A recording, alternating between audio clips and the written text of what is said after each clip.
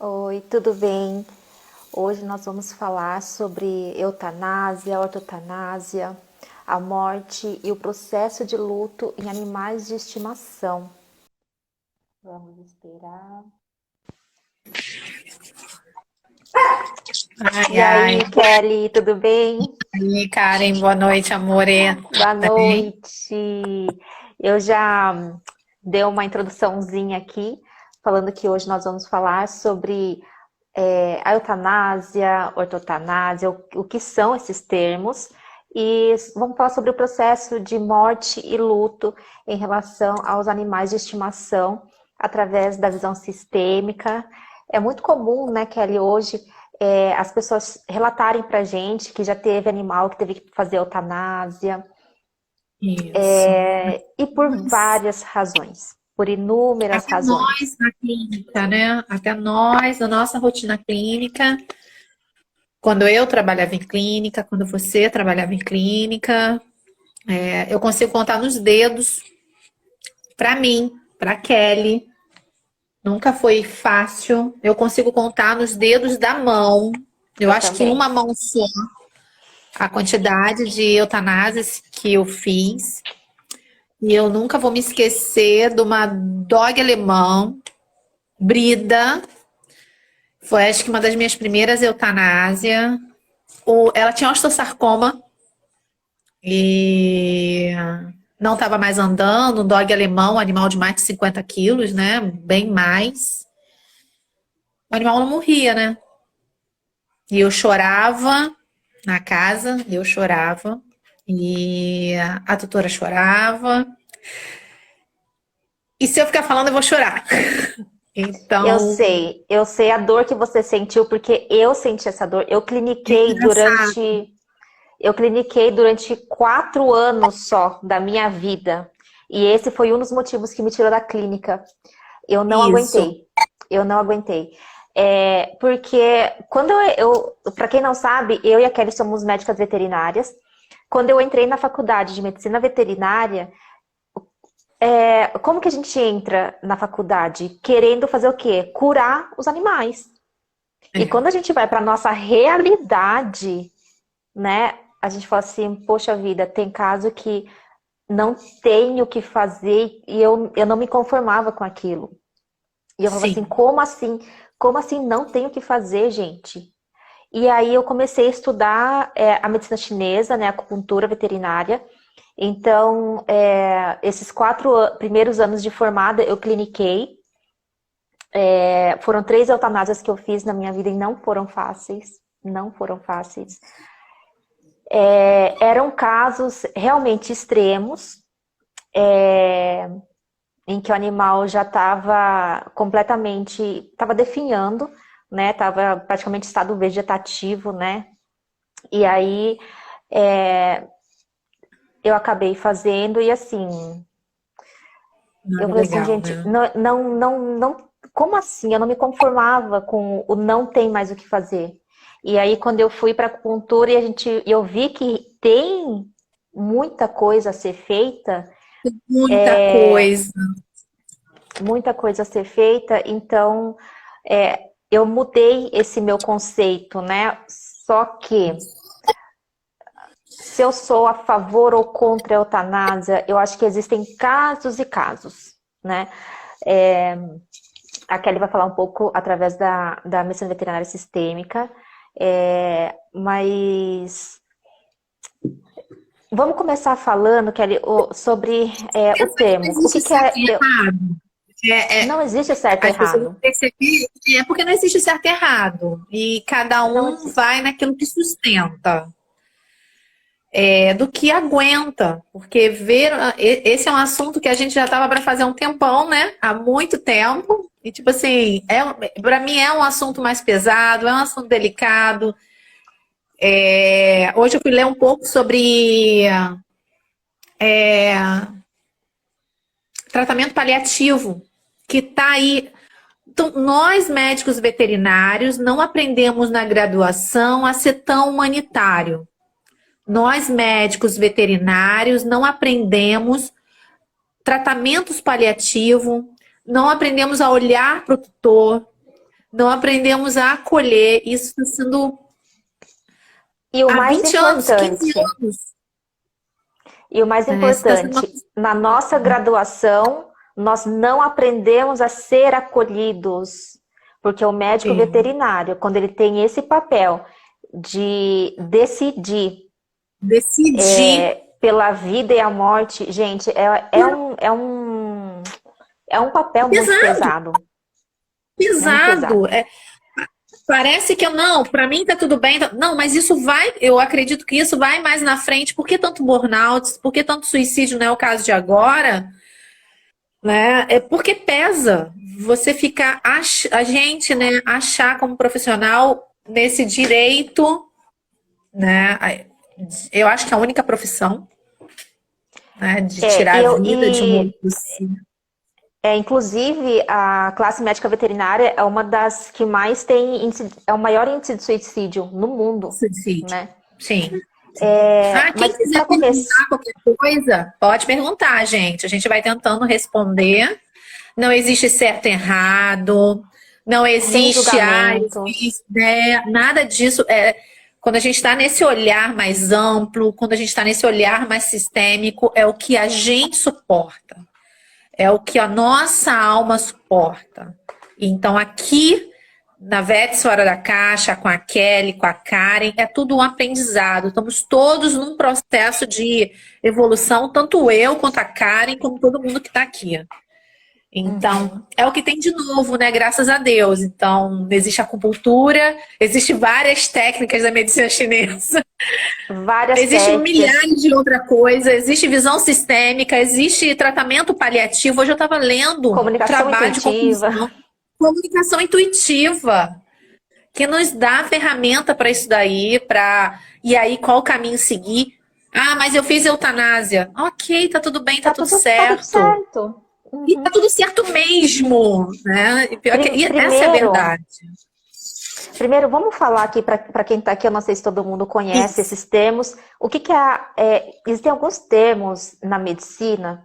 É, o mais comum que acontece na rotina clínica, eu acho que tanto de animais como de humanos, é a distanásia, uma coisa que é difícil ouvir alguém falar, mas o que é a distanásia? É dificultar o processo de morte. O que é dificultar o processo de morte? É você prolongar a vida de forma que aquele indivíduo passe mais tempo em sofrimento. Sofrimento entre aspas, porque o sofrimento é uma condição humana. Tá? O animal ele não sofre, gente. O animal ele sente Como a dor. gente pensa que ele sofre, né? Isso. O animal, Como nós sofremos, não. exatamente. O animal ele sente dor, que pode ser controlada através de medicações. E é claro que existem alguns casos que até a medicação é difícil de controlar, mas enfim, o sofrimento é uma condição humana, tá? Então, voltando para a distanásia, é dificultar o processo de morte. Então, é aquela pessoa que está ali entubada, já em coma, não sei quantos meses, quantos anos. Aquele animal que tem crises epiléticas a cada meia hora, todos os dias, e aí precisa ficar sedado, internado, sem nenhuma perspectiva de melhora. Então, você manter o animal ou a pessoa naquela situação é a distanásia.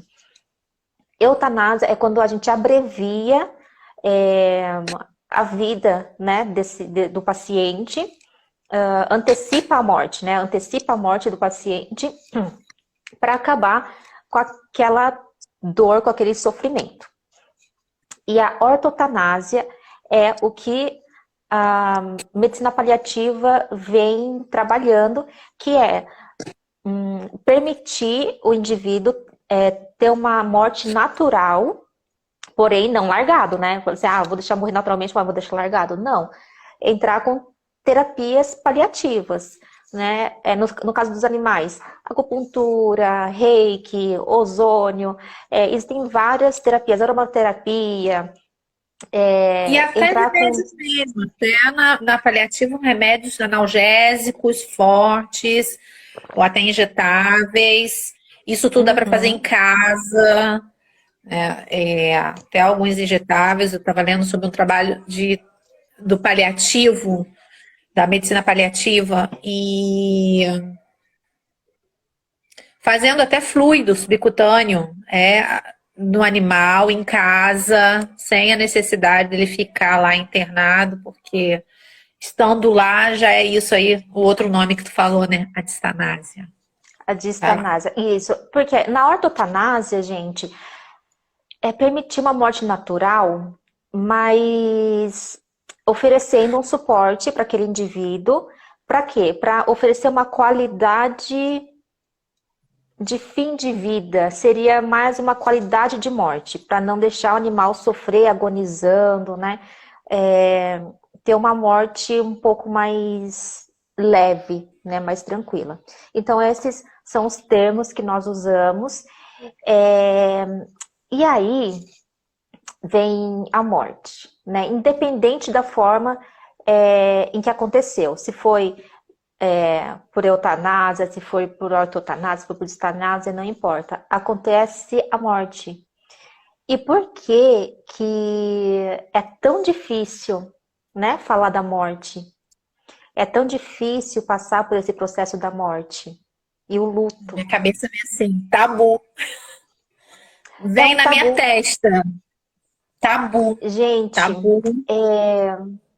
quando isso, falando em relação aos animais, e eu vou falar assim, o que a maioria das pessoas me relatam quando um animal dela é eutanasiado. O primeiro sentimento que vem é de culpa. Será que eu fiz certo? Será que eu poderia ter feito alguma coisa a mais? Será que eu fiz tudo que poderia ter feito? Outra coisa, vem também aquele sentimento de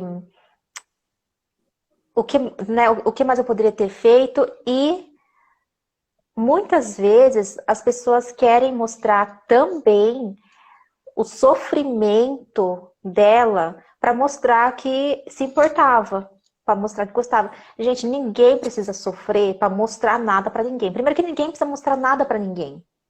Você gostava do seu Sim, pet, ponto final.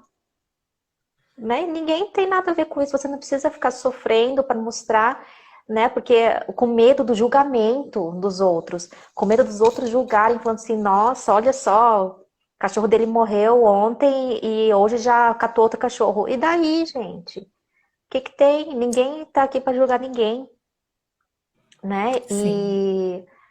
E então vem tudo isso, vem culpa, vem o auto-julgamento, vem o medo de ser julgado também.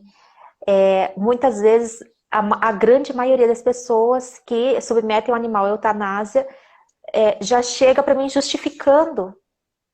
Ai, mas eutanásia, porque, gente, tá tudo bem, tá tudo certo.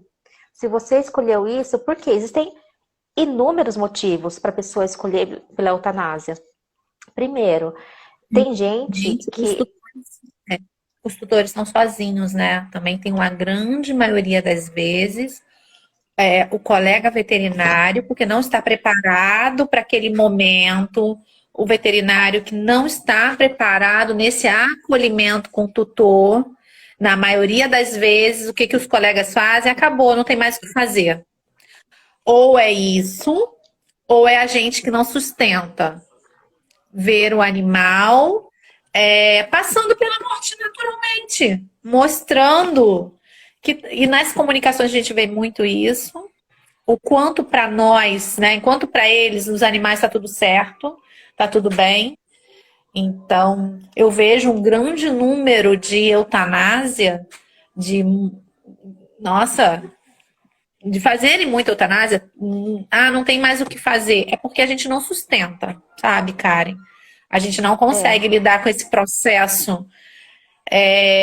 O colega vai dizer, não tenho mais o que fazer, e na clínica realmente não tem mais o que fazer. O que precisa ser feito é olhar para o tutor. O que precisa ser feito é acolher esse tutor e mostrar essa outra alternativa dessa morte natural. E ele ir e fazer todo aquele processo, né? Porque assim, aonde está essa dor, né? Aonde está esse sentimento de perda? Por favor, você não pode morrer de jeito nenhum. Se você morrer, eu vou morrer também. Isso. Gente, e isso, para quem não sabe, segura muito o pet quando ele tá no processo de morte e o tutor não quer que ele vá embora. Gente, quem tá aqui na live, compartilha essa live com quem tem pet, quem vocês sabem que tá passando por esse processo de morte, luto, quem já Isso. precisou eutanasiar o animal. Compartilhe aí para as pessoas saberem um pouco mais sobre esse tema, que é um tema muito delicado, que pouca gente fala, mas precisa ser falado. É um tema que precisa ser debatido, é um tabu que precisa ser quebrado, porque, gente, a única certeza que nós temos nesse mundo é a da É, morte. A única certeza é a da morte. A morte é um processo natural da vida. Uma hora todo mundo vai morrer. e por que que a gente sofre tanto, Karen? E por que para algumas pessoas, né, é tão sofrido? E até entre gente, ok, eu sofri muito. Eu tive pessoas que morreram, eu já perdi, né, a Vênus e foi. Eu liguei no outro dia para minha amiga, por favor, um floral de bar, porque eu sei que eu vou precisar. Então, ainda mais eu não esperava que fosse uma coisa tão rápido, aquelas coisas que eu sonhava, que ela fosse levar seus 15 anos e ela durou 4 anos, muito nova.